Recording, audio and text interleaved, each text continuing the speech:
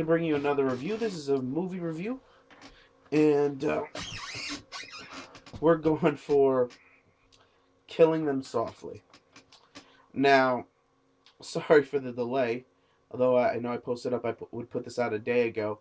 What happened to me was I had meant to do this. Actually, I meant to put this out. I've just been busy this week, so I've been procrastinating on this. This is supposed to be put out Tuesday, along with the Tron review. And what happened was I ended up working late on Tuesday. Then when I was going to shoot this at night and then put them out, people ended up stopping by unannounced at my house. We ended up hanging out till like all hours of the night.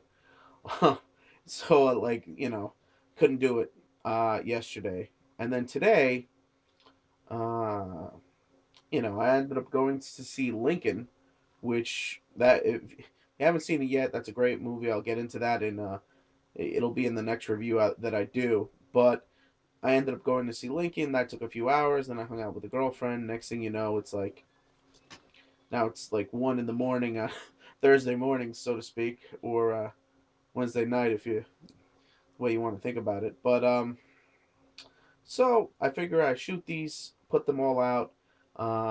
So you're gonna get a series from me. You should get 3 in a row. Basically, you're gonna get this one, which is Killing Me Softly. You're gonna get the Tron review from Monday, and you're gonna get the Lincoln review. The only difference is due to how long it takes to render some of these videos and upload them to the internet, it may be a few hours apart. Especially the Lincoln one. I may fall asleep before I have time to upload it, but we'll see what happens. All right, so let's get right into Killing Them Softly. Now, Killing Them Softly is it's a dark comedy, a little bit of drama and crime suspense, but really it's a dark comedy. And it's about basically what happens is in this mob town. And this is set at the 2004 election, so right around the time of the financial meltdown, right before the election.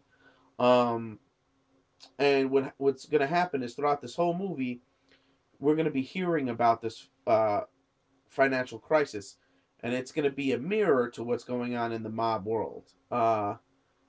Sort of an impromptu, not impartial, sort of like or impromptu. It's sort of like it's sort of like the narrator to the movie, if you will, you know.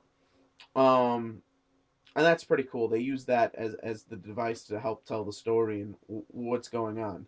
So what happens is there's a card game that Ray Liotta's character. Let me get his name. Ray Liotta in this one is Marky, right? So Ray Liotta's character Marky hosts, right? And basically, these 3 guys, or this one guy who's masterminding it, wants to hit it, and the other basically, and he wants to get 2 guys to hit this thing. Now, one of the kids involved says this is suicide. Even though they call them kids in this movie, these guys aren't kids, but whatever. He goes, it's suicide. These are all obviously mob run and will be killed. And what happens is, and the other guy is like an Australian guy who's into drugs, and he says he's down for it too, but whatever. And main dude basically has a problem with him and has a bad idea about him. Now, against his better judgment, he gives it a few days thought, and they go along with he goes along with including him.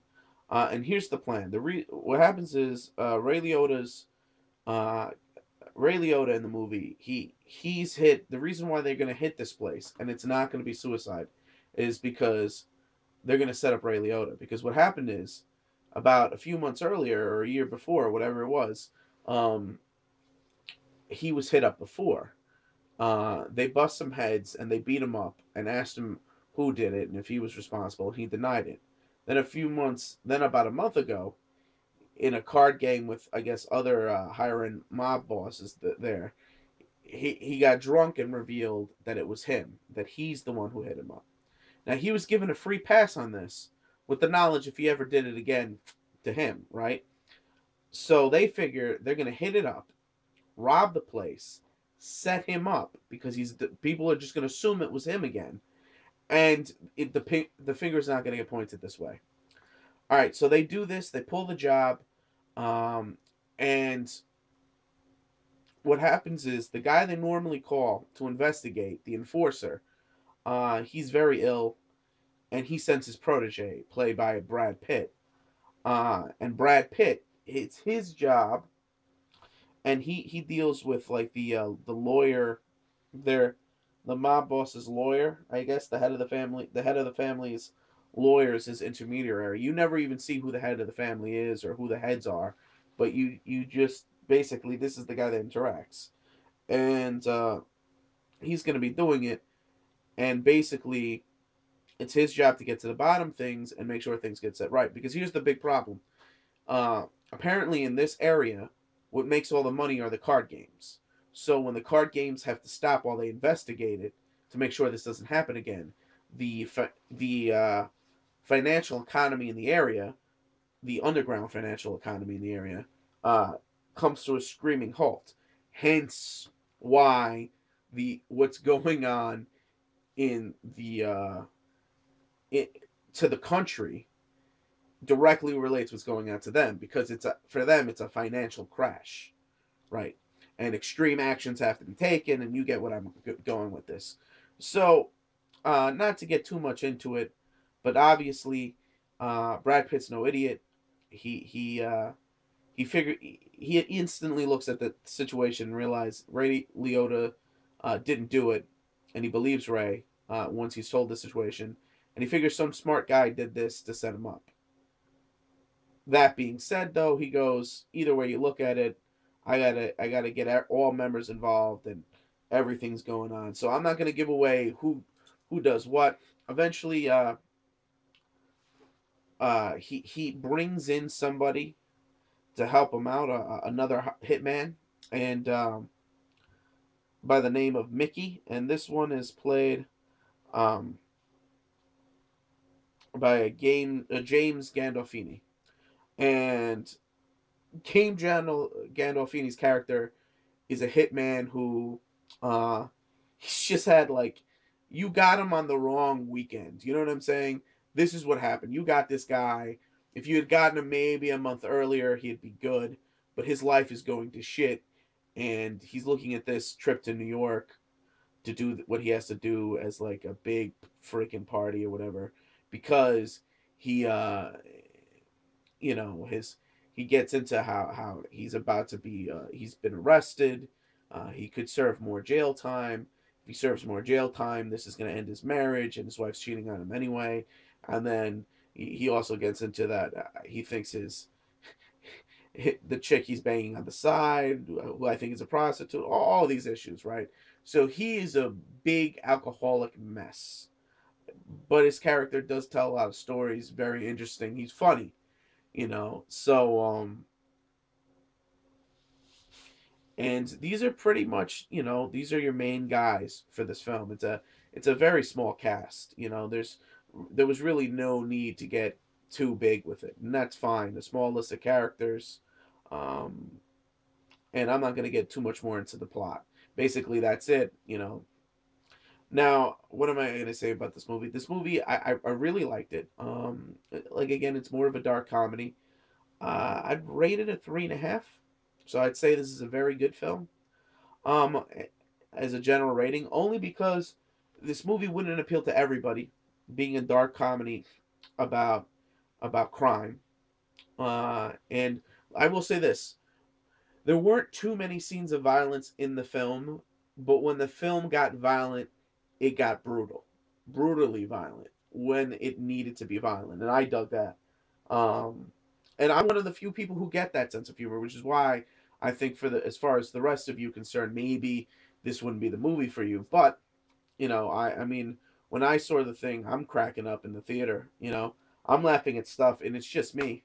It's just, as a matter of fact, I went to see that with my girlfriend, and I remember she at one point it's just me laughing in the theater, and she like smacked my arm to shut me up, because I'm cracking up at a scene that everybody else is like, what?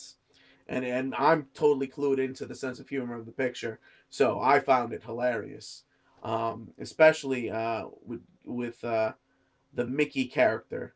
I mean, he was just great. I mean, and the interaction between the Brad Pitt and James Gandolfini was great. So again, a 3.5 out of 5. I say it was very good. It's definitely worth seeing if you're into dark comedies. I found this was also a lot an actor's movie. You know what I mean? There was a lot of speeches, a lot of monologuing, a lot of storytelling, um, and which helped build a character as opposed to which only the only purpose wasn't necessarily to tell the story of the movie, but some of these speeches and stories are to build the characters. So I feel like this piece, even though it is a story piece, is very character driven. That'll be my analysis on it. And again, a lot of the things people say are specifically to build up the character, and I like that. Sometimes character piece. I love character piece driven movie sometimes. It's refreshing when you do get it. Yeah. So again, if you're in the mood for a dark comedy, if you want to see some of these guys just being funny, um, you get a lot of supporting characters really being developed by some of these stories. Um, it's good, violent at times, and it's worth seeing. So again, this is Alert Wolf here to remind you again, 3 out of 5. Tell you to click it up if you like it. Comment if you must. Subscribe if you can. And this is Alert Wolf for this one, signing off.